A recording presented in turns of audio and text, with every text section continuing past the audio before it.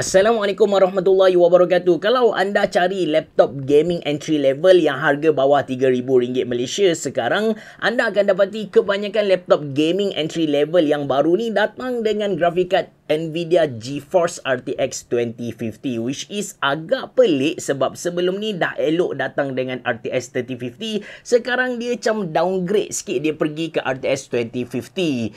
Sebab apa Nvidia buat benda ni kan? Sebab boleh dek. Actually Nvidia dia nak hapuskan chipset GTX 1650.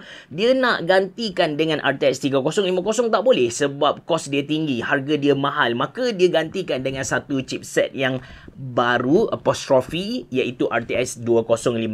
RTX 2050 sebenarnya bukanlah baru dalam market kita. Tadi tu apostrophe baru So dia bukan baru, cuma sebelum ni dia tak dimasukkan ke dalam laptop gaming. Saya pernah review satu laptop yang menggunakan RTX 2050. Dia adalah sebuah professional ultrabook iaitu Honor MagicBook 16. Performance dia okey. Persoalannya sekarang bila dia masuk ke dalam laptop gaming macam MSI GF63 di hadapan saya ni, adakah performance dia lebih bagus compare dengan GTX 1650 setanding ke dengan RTX 3050 atau lagi rendah berbanding dengan kedua-dua grafik card tadi? Saya akan guna laptop model sama MSI GF63. Saya akan buat comparison antara ketiga-tiga grafik card ni. Tanpa berlengah lagi, anda bersama saya Ashraf Jeffrey dalam channel YouTube Mona Lisa. Kalau anda belum tekan butang subscribe, pastikan anda tekan butang subscribe dan juga butang loceng yang ada dekat tepi dia. Jom.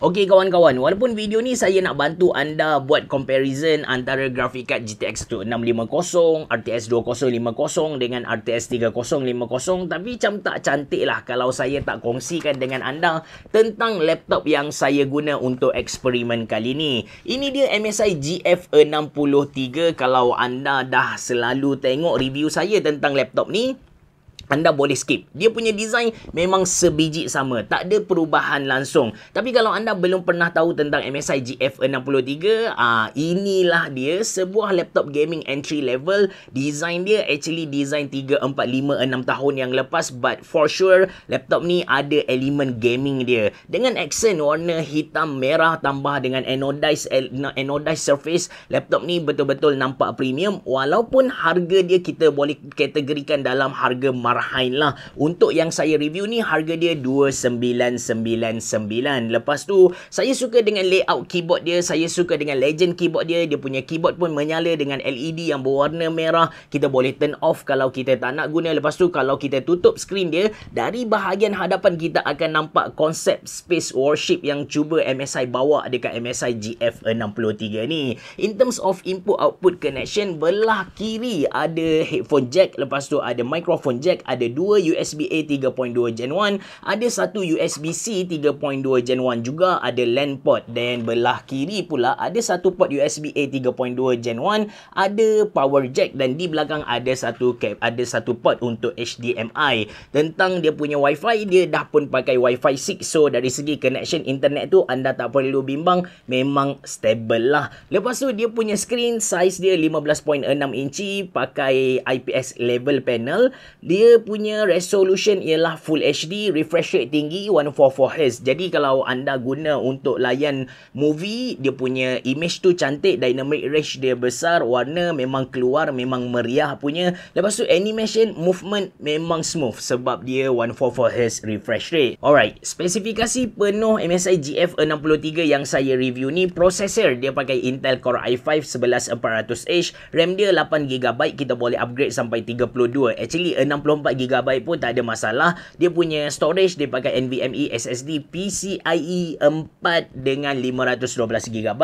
Graphic card Nvidia GeForce RTX 2050 4GB GDDR6. Lepas tu size screen 15.6 inci, Full HD, 144Hz refresh rate. Dia pakai Windows 11 dan datang dengan 2 tahun warranty. Harga pasaran dia 2999. Maybe kalau anda beli pada double date ataupun payday sales, anda akan dapat pada harga 2,800 something like that lah. Ini graf gaming yang saya dapat. Untuk setiap game tu setting dia sedikit berbeza. Anda boleh nampak, anda boleh tengok lah detail dia. Ada game yang saya test dengan best setting, ada game yang saya test dengan high setting, ada game yang saya test dengan mid setting. So basically MSI GF63 yang guna RTX 2050 ni bagi saya playable lah. Untuk kebanyakan game tu anda boleh main dengan stable, kalau bukan 60 FPS at least lebih dari 30 FPS. Untuk game yang heavy macam Cyberpunk tu, walaupun mid setting boleh dapat tinggi jugalah lebih dari 30, ada certain area, ada certain keadaan dia berlaku lagging. That's why saya recommend anda main dengan low setting sahaja. Sebelum saya tunjuk kepada anda graf perbandingan antara ketiga-tiga laptop yang menggunakan graphic card yang berbeza tu, saya nak cerita sedikit tentang dia punya thermal performance, which is untuk MSI GF63 yang saya review ni, saya akan kategorikan dia punya cooling system dalam kategori yang sangat bagus. Katakan kita bagi rating 1 hingga 10, 1 teruk dan 10 paling bagus punya, saya akan rate cooling system MSI GF63 ni dekat nombor 7 per 10. Seriously, memang bagus gila. Kebanyakan game dia dapat tahan dari sentuh 80 darjah. Walaupun kita dah main lebih dari 1 jam, 2 jam non-stop macam tu lah. Anda boleh nampak kebanyakan game memang bawah dari 80 darjah. Standard untuk gaming laptop ni dalam 80 hingga 85. Kalau lebih dari 85 tu teruk gila. Kalau dapat 70 darjah itu adalah yang paling bagus lah. Alright, ini pula adalah speed test untuk dia punya NVMe SSD, untuk dia punya storage.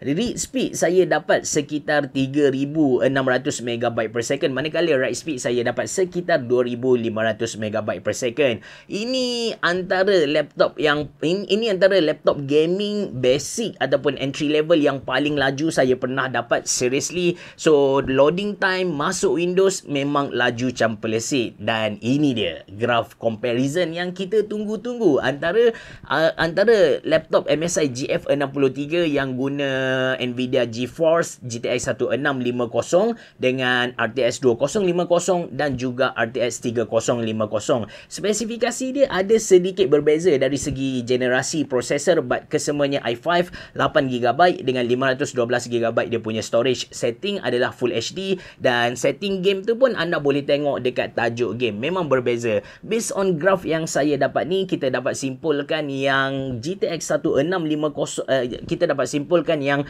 RTX 2050 ni sebenarnya rendah sikit compare dengan GTX 1650. Ada sesetengah game yang dia bagus, tapi kebanyakannya dia lagi rendah berbanding dengan GTX 1650. Dengan RTX 3050 memang nampak perbezaan yang ketara lah. Dan benda ni adalah satu berita yang sedih untuk siapa-siapa yang sedang cari laptop entry level, sebab Nvidia betul-betul nak hapuskan GTX 1650. Anda tak akan nampak lagi mana-mana laptop gaming entry level yang murah bawah RM3,000 Malaysia yang datang dengan GTX 1650. Sekarang kalau anda dapat cari mana-mana laptop brand apa-apa, tak kisah MSI ke HP ke, kalau anda jumpa 1650, saya recommend anda beli, anda grab terus, tak payah fikir panjang punya.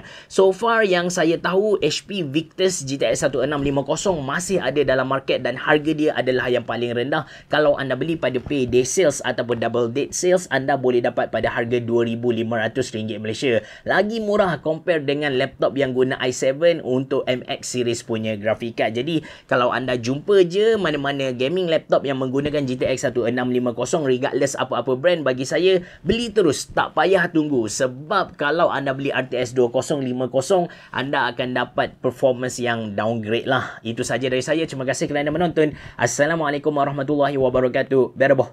Jumpa lagi.